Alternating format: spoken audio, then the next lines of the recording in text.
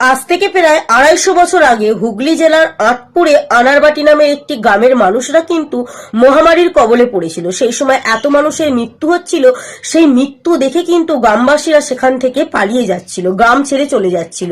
তখন যে মানুষগুলোর মৃত্যু হচ্ছিল সেই মানুষগুলোর শেষ কাজ করার মতো কিন্তু একটা মানুষও সেখানে অবশিষ্ট ছিল না।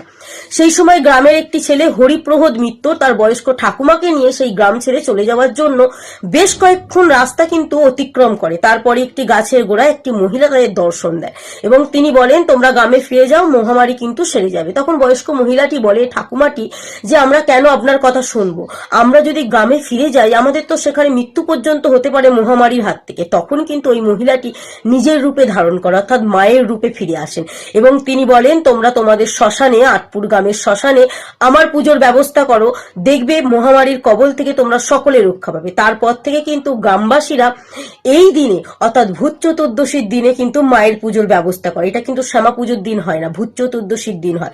তবে মা কিন্তু স্বপ্নে দেখা দিয়েছিল তার মণ্ডপে তালপাতার ছাউনি দিতে হবে, সেই থেকে কিন্তু মায়ের মন্দিরে তালপাতার ছাউনি দেওয়া হয় এবং মাকে যে রাত্রিরে আনা হয় সেই রাত্রেই কিন্তু মাকে বিসর্জন করে দেওয়া হয়। মা কিন্তু ফুল ফল পাতা গাছ পাখি কিচ্ছু দর্শন করে না। মা কিন্তু এতটাই জাগ্রত, সেটা বড় মা নামে হিসাবে পরিচিত।